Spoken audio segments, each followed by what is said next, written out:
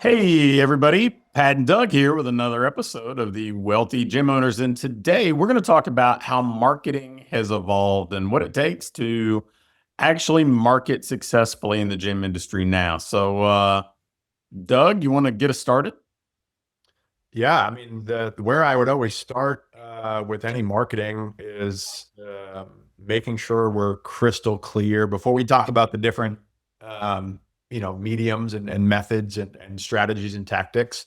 I think it's becoming more and more important nowadays to dial into the avatar that you want to speak to and not speak to everybody, and really refine your messaging first before, certainly we're going to share tactics and strategies and what's working. But I think it's important to start with what is your avatar? What is the messaging? And we've spoke about that broadly in the industry for years and years and years, but I think it's becoming in the competitive, as it continues to be more competitive, it continues to be more important to narrow down the avatar that you work with. Yeah, I think from what I have witnessed, and you've done stuff in the industry for quite a while now, and I've been um, you know, now over 20 years been doing this. The the challenge of getting people's attention and maintaining people's attention is substantially harder than it's ever been. I mean, and I'm talking like 10x harder. And one of the, I think, precursors to getting and actually maintaining somebody's attention is having a message that's really interesting to them, that really speaks to them, whether we're talking about compelling or whatever else. I mean, somebody's got to say, look, this is interesting. I mean, no different than, somebody may get on Netflix. I mean, there may be a million titles available to them, but you got to find the titles that are interesting to them to the point that, all those platforms make recommendations based on past choices because they know how important personal relevance is. So yeah, I think dialing in the avatar, knowing what's important to them, knowing their pain points, the problems that they're trying to solve, the goals they seek, what they may have done before. I think that you probably could get by with being a little looser about that in the past, but now, I mean, you're just noise if you're just putting a broad-based message out there. Yep. Yep. For sure. So so once we've narrowed that down, I would tell you the next biggest thing that I've seen that kind of plays into that um maybe shift for capturing and maintaining attention is how this has gone from more of a linear process to more of a, an omnipresence type of mentality, or getting people into your ecosystem. It's in the past it would be like, okay, I'm gonna go. It's kind of the whole one funnel away mentality, right? Like, hey, I get somebody's contact information, and there are these linear kind of checkpoints that people follow.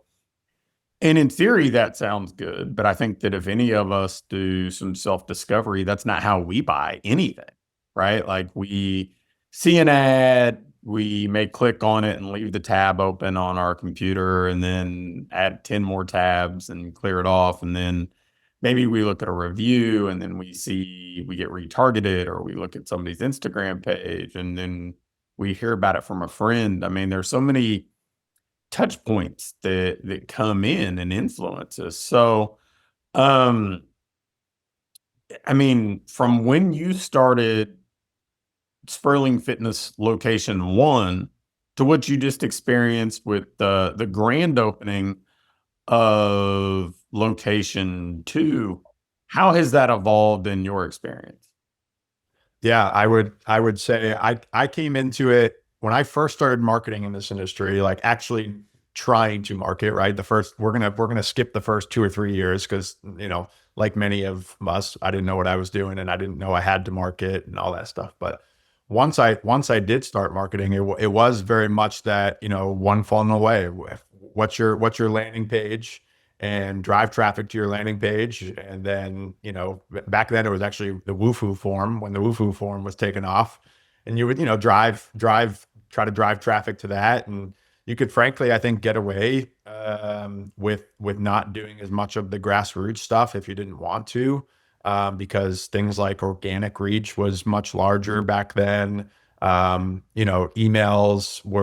People were getting less emails, even texting. Like, I remember first texting leads, and that, like, again, I still think texting is a very viable thing to do. However, we also get a lot more text than we did 10 years ago. So, I think just thinking about it in that way, to now thinking about it where, okay, I can, I think, even a simple purchase. Again, I really want to go back to what you said about, I try to spend a lot of time thinking about how we buy outside of fitness, because as gym owners, we are so hyper focused on what we do, and we don't think about how we buy outside of it. So we're putting a pool in our backyard, and my son likes basketball, so I wanted to get a basketball hoop for the pool. And I didn't want to just get like a cheap one that, he'd go to dunk on the first time and it would fall into the pool. So as soon as I started Googling pool basketball hoops, of course, I started getting ads for them. And so I started getting ads, and I would, get multiple ads, and I would click on some ads. I would read into the comments. And then as it started getting closer to the deadline of needing to purchase one, this was like over the course of a 10-day period, right? Like at night after the kids go to bed, and, call it a $500 purchase, right? So not insignificant, not an impulse buy, but not, like buying a car. But I took the time, hop on Google and search, read a couple of Reddit forums of the sturdy ones, reading the comments, and then finally ended up buying directly on the website of one that I had previously seen both in threads of reviews and got an ad for. So the reason why I share that is because that company, and I don't think they're thinking this way, because they probably understand it, but the small business owner may think, well, my ad's not working, right? I did not buy from their ad. In reality, them continuing to show me their ad kept it top of mind, so that when I did go to Google that website, I Googled their website, not somebody else's website, right? So I think that's the idea of how the modern consumer does everything, where, it's kind of that omnipresence is the best way to think about it. Multiple fishing poles in the water, not just one. Certainly the best practice nowadays. Well, I think that, we talked about this at a boardroom meeting a while back, and it, if you're reverse engineering it, people probably need to spend a little bit more time with your brand, because there's no shortage of choices available. A lot of times in the past, somebody may have just chosen a gym because it was the only gym within 3 miles of them, or that's where all their friends went because it was the only option available. Whereas now, very rarely are people choosing due to only having one option available to them, because it's almost never true. It, I mean, and they've got different types of options, whether it's different models offline, or everybody has options to do online stuff or bring stuff in home. And they're all aware of it, right? Like, there wasn't the same awareness 15 years ago. But somewhere along the way, I've kind of arrived, and some of this has just been influenced by some smart people in other industries that I've learned from and listened to. You probably need to spend about an hour with somebody's brand before you're comfortable making more than just a small impulse buy. And it's kind of hard to get to an hour if we're doing it 30 seconds at a time. It's and that's why I think that I continue, and I know you follow this same line of thinking, continue to be such an advocate for free trials, because if somebody comes through your door, there's, you know, the opportunity to essentially have their undivided or largely undivided attention more than you would get in any other way, for, um, an hour just in that first day. Mhm. I mean, how many Instagram posts, how many ads, how many times searching and looking at reviews or whatever else does somebody have to spend to have that same depth of time with a brand is just getting them through the front door. So, um, I don't know if there are any thoughts you want to add to that, or maybe a different way of thinking about it. But I know you've been a pretty strong advocate of free trials, even with premium priced coaching services. Yeah, for sure. And as a case study example, a couple things that you said stood out to use maybe some client examples of how this works. We had a boardroom client, a husband and wife team that do really, really well, and but they weren't seeing much from their Facebook ads. Their Facebook ads weren't performing, and they experimented with, and they're certainly in a position where they could, quote, experiment, right? Because they had other lead sources. Gym was good size, etc. But they experimented for a month and did not run any Facebook ads. And what ended up happening is, because they weren't getting any, from source, they weren't getting any Facebook lead ads. Um, so they shut them off. What ended up happening is the following month, the rest of their lead sources also dried up. So their website traffic went way down. Their organic search on Google went way down, right? And so that was just a great reminder for, the answer of, should I be running paid advertising? Should I be doing fish bowls? Should I be doing whatever? And the short answer, unfortunately, even though it can feel a bit overwhelming, is yes, all of the above. Or at least, I would say pick 3 to 5, right? That you can comfortably do 365, right? We have to be able to do it. Anything I think that we choose to do in marketing is a 365 choice, right? So if we're going to send emails, we're going to send a lot of them. If we're going to send texts, we're not going to send one text every quarter. We're going to send texts on a regular basis. And it's the same thing, with paid advertising. Um, the other thing I thought of that is somewhat related, when we talk about the free trial stuff, is, again, another case study example. Another coaching call I had this week was, getting all these leads coming in.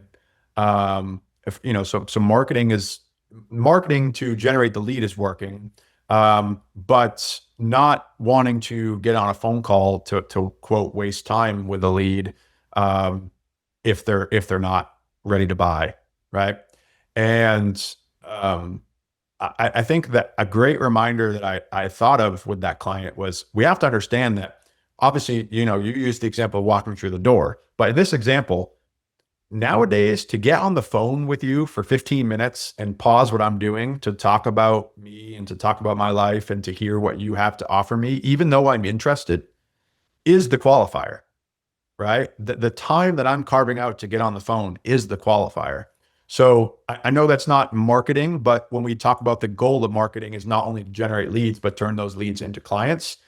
That's why I'm totally a fan of free trials, totally a fan of, not charging for a phone call, initial kind of discovery call, strategy call, whatever, and making that as frictionless as possible, because that is the qualifier, right? If I'm taking the time to rearrange my day to get on a phone call or go visit your gym, I am interested, right? I'm not just in this maybe kind of phase. I'm already, I may not buy, but I'm at least somewhat interested in buying, or I would not, frankly, inconvenience that day around the time with you. So Yeah, there's a lot to be said for, if somebody's willing to get out of their comfort zone, then that's a pretty powerful qualifier for sure. And walking into an unfamiliar environment, getting on the phone when most people, act as if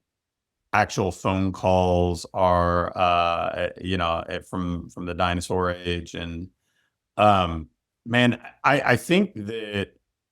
if I want to kind of sum up what we've been saying, it's like dial in who you're really speaking to, get really clear about what the message is, why you're the best fit for them, distribute as much as you can online and offline, paid and organic. Make sure that the offline stuff, you're not sleeping on that, because frankly, that's an opportunity to gain some ground that your competition likely ignores or at least undervalues. And then try to turn all those things into something interactive and low friction, as quickly and consistently as you can, to get somebody to spend more time with you. Is that a fair kind of summary? Yeah, for sure. And I think what I would maybe say is you got to find what you're willing to do that your competition is not, right? So in the early stages of a business, that's going to be doing the things that take time. That's going to be doing the fish bowls, the business visits, the trying to network with other professionals and having them come in and speak to your staff. I mean, all of that to try to get more referrals, hitting up your former clients for reactivations. I mean, in theory, we could do all of that, but the reality is, we only have so much bandwidth every week. You're going to have to do more with that if your competition is spending $100 a day on paid advertising, and you're, doing 20 grand a month, and you can't spend $100 a day, rightfully so, on paid advertising. So if your competition is, then we got to figure out how can we be competitive, to make sure that message is seen everywhere. And that's the local stuff, especially, is, for most of the larger brands, they're just not doing it at the scale that you could do it at, and at the quality that you could do it at. Yeah, I think that it's interesting when I do my win the week with our coaching clients, the people that I see making these jumps, almost invariably they're talking about, hey, I'm putting fish bowls out, or I'm doing this sort of local networking thing, or whatever else. They're never the ones kind of trying to find the easy button here and avoid doing stuff. They lean into it, seeing it as an opportunity. So lots of lessons in that for sure. So anything else you want to add to this before we wrap it up? No, I thought that was good. Like you said, dial in your message, spend some time dialing in your messaging, figure out, what are the, let's say, 3 to 5 distribution channels that you can stay super consistent with, and don't be afraid for free trials. Awesome. Well, guys, hopefully you got some takeaways from this. I mean, I think this is where marketing is today and where it's headed over the next couple of years in our industry. So don't keep running the 2019 playbook. Lean into omnipresence, and you'll do fine. So that's Doug and Pat with another episode of the Wealthy Gym Owners, signing off.